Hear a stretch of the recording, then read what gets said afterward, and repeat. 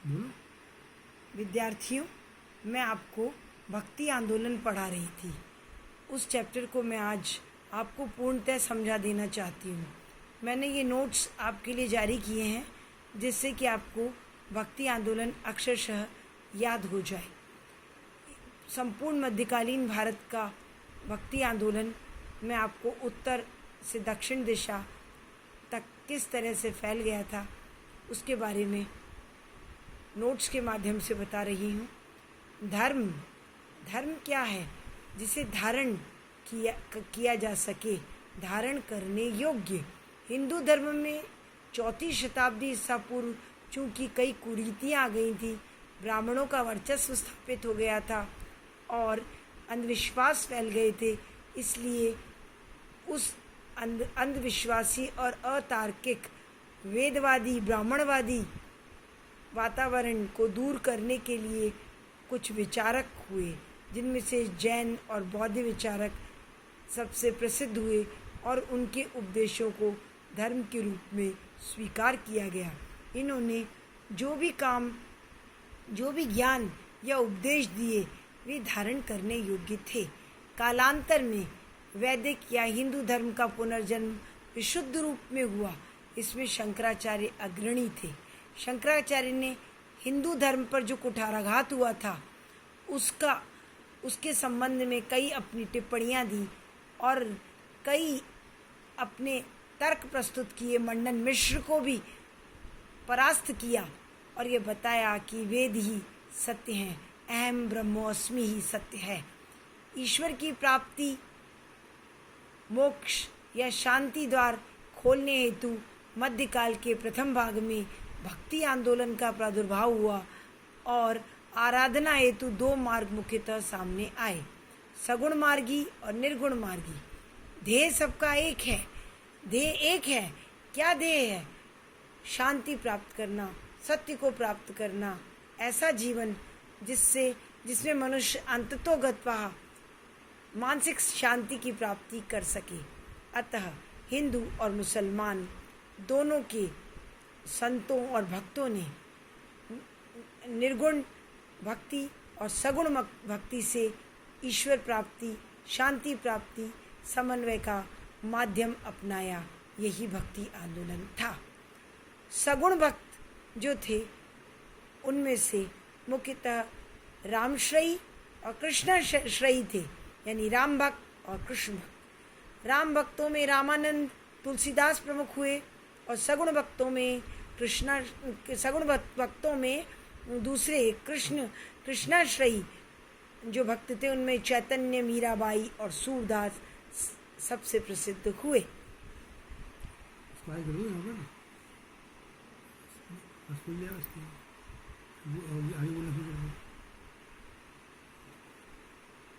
निर्गुण भक्ति मार्गी कबीर, नानक, रैदास प्रमुख हुए। कबीर, नानक, रैदास का नाम आपने अच्छी तरह से सुना है कि कबीर जिन्होंने हिंदू और मुस्लिम दोनों धर्मों के अंधविश्वासों पर खुलकर कटाक्ष किया। भक्ति आंदोलन 13वीं से 16वीं शताब्दी में जो मुख्य प्रवर्तक हुए, इनमें मैंने आपको शंकराचार्य का जिक्र किया था। शंकराचार्य ने क्या कहा था? माया भ्रम है और सत्य जो है वो ईश्वर है। तो अहम ब्रह्मोस्मि अर्थात माया झूठ है, सत्य ही परम सत्य है, सत्य ही ब्रह्म है, अहम ब्रह्मो अस्मि। और माधवाचार्य ने द्वैतवाद यानी ब्रह्म व माया पृथक है 2 सिद्धांत बताए। निम्बकाचार्य ने द्वैत का सिद्धांत बताया। इसी तरह इस क्रम में वल्लभाचार्य ने शुद्धाद्वैत का सिद्धांत बताया और रामानुजाचार्य ने विशिष्टाद्वैत का सिद्धांत बताया। तो इसमें जो है आपको सगुण मार्गी और निर्गुण मार्गी दोनों मिलेंगे। शंकराचार्य मुख्यतः भक्ति आंदोलन के दक्षिण में प्रणेता थे। उनका जन्म केरल के कलाड़ी स्थान पर हुआ था और उनकी मृत्यु उत्तराखंड के केदारनाथ में हुई थी। इनके द्वारा 4 पीठों की स्थापना की गई। उत्तर में बद्रीनाथ में उन्होंने ज्योतिर्पीठ की स्थापना की और पश्चिम में द्वारिका में शारदा पीठ की स्थापना की और पूर्व में पुरी में गोवर्धन पीठ की स्थापना की और दक्षिण में श्रृंगेरी पीठ की स्थापना मैसूर में की। इस तरह से उन्होंने चारों दिशाओं में हिंदू धर्म का विशुद्ध परचम फैलाया और वेद को सत्य सिद्ध किया, जिसका शाब्दिक अर्थ होता है ज्ञान, और वास्तविक ज्ञान मोक्ष से प्राप्त होता है।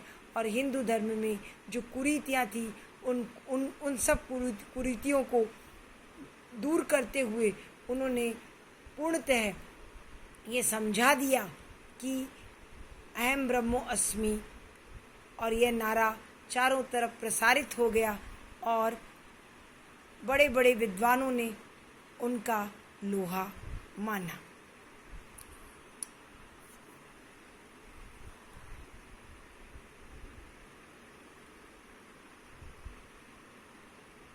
शंकराचार्य के बाद भक्ति आंदोलन का प्रसार दक्षिण में दो तरह के संतों के द्वारा हुआ। पहले संत थे अलवार, विष्णु के उपासक। ये मुख्यतः 12 संत हुए। नैनार, ये संत शिव के उपासक थे। और अलवार संत नंबलवार, मधुकर कवि, अंडाल एक महिला थी, और एक राजा कुलेश्वर भी थे जो ट्रावेनकोर के राजा थे। उन्होंने भक्ति आंदोलन का विष्णु भक्त होकर प्रचार किया और राज्य का त्याग कर दिया, और उन्होंने राजपाट छोड़कर अपना शेष जीवन एक भक्ति प्रणेता के रूप में, भक्ति मार्गी के रूप में, विष्णु उपासक के रूप में सर्वत्र सुख शांति हेतु भक्ति आंदोलन की धारा को उत्तर और दक्षिण दोनों में प्रसारित किया। दूसरी तरफ नैनार संत हुए। और नैनार संत, जैसा कि मैंने आपको बताया कि ये शिव भक्त थे और इनकी संख्या अधिक थी, 63 थे मुख्यतः। और ये इनमें मुख्य नाम है निर्णा कोंकरसु, तिरुनाल सुंदरमूर्ति। आगे बढ़ते हैं। रामानुजाचार्य इन्होंने एक अनूठा सिद्धांत दिया जिसका नाम था विशिष्टाद्वैतवाद। विशिष्टाद्वैतवाद में इन्होंने शंकराचार्य से भिन्न माना कि माया और ब्रह्म दोनों अलग अलग होते हुए भी एक हैं। जैसे एक शरीर में हाथ शरीर से अलग है, फिर भी वह शरीर का अभिन्न अंग है। इसी को विशिष्टाद्वैत कहते हैं। और यही रामानुजाचार्य विशिष्टाद्वैतवादी के नाम से इतिहास में प्रसिद्ध हुए। आगे आपको निम्बकाचार्य का जन्म मद्रास में हुआ और ये सनक संप्रदाय के संस्थापक थे। इन्होंने द्वैतवाद एवं अद्वैतवाद दोनों का मिश्रण द्वैताद्वैतवाद मत दिया। इसी तरह सभी ने हिंदू धर्म के अपने अपने दर्शन, अपने अपने विचार प्रस्तुत किए। रामानंद ने 1299 से 1411 तक राम भक्ति मार्गी के रूप में उत्तर भारत में सगुण भक्ति का प्रसार किया। अतः यहाँ विशिष्ट बात यह है कि भक्ति आंदोलन ने उत्तर व दक्षिण की कड़ी को जोड़ने का कार्य किया। इनके शिष्य कबीर, रैदास, सेना, पद्मावत आदि थे। इस काल में हिंदी भाषा का प्रसार हुआ। यह मुख्य योगदान भक्ति आंदोलन का रहा। कबीर, जैसा कि मैंने आपको बताया था, 1440 से 1510 ईस्वी तक हुए। इनका जन्म वाराणसी में हुआ था। कबीर के निर्गुण मार्गी के रूप में उपदेशों का संकलन बीजक ग्रंथ में संकलित है। हिंदू मुस्लिम समन्वय में एकेश्वरवाद की आवाज़ बुलंद हुई। यही सुखद परिणाम था। इनके प्रमुख शिष्य दादू कमाली हुए। इसी क्रम में भक्ति आंदोलन के निर्गुण पंथियों में गुरु नानक भी प्रमुख थे, जिन्होंने सिख संप्रदाय की स्थापना की और 1469 ईस्वी में इनका जन्म हुआ और तलवंडी में हुआ था 1469 में, और ननकाना साहब में, और मृत्यु इनकी करतारपुर में हुई थी।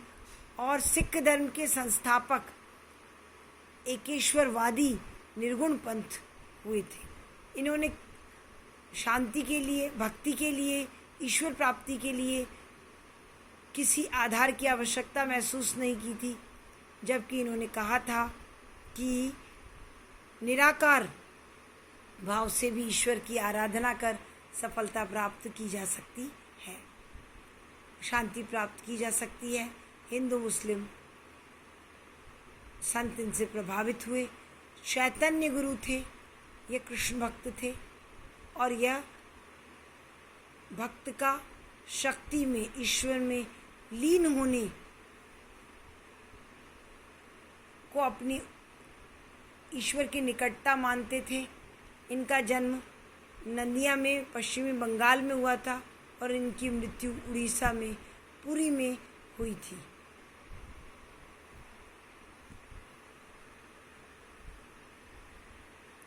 अब बच्चों, मैं आपको ये भी बताना चाहती हूँ कि चैतन्य गुरु जी ने जगन्नाथपुरी, वृंदावन, मथुरा की यात्राएं की, और ये भक्ति मार्गी कृष्ण भक्ति से मोक्ष एवं शांति की अभिलाषा में संकीर्तन में बाजे बजाते थे, भजन कीर्तन करते थे, भक्ति मार्ग का अवलंबन करते हुए समन्वय, सुख व शांति का संदेश प्रसारित करते थे।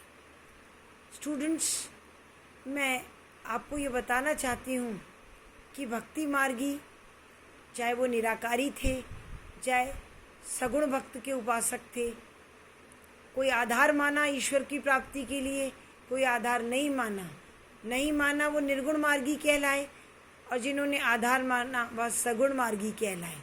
लेकिन ये एक ही रास्ते पर पहुँचे, और वो रास्ता था सुख, शांति और समन्वय का रास्ता। और वो साध्य ऐसा साध्य था जिसमें इन्होंने भक्ति से शक्ति प्राप्त की। जैसे मैंने आपको पहले भी बताया था, एक संगीतज्ञ होता है जो संगीत में डूब जाता है, तो उसको संगीत और संगीतज्ञ में कोई भेद नहीं होता। इसी तरह भक्त और शक्त में कोई भेद नहीं रहता, वह पूर्णतः ईश्वर में एकाकार हो जाता है।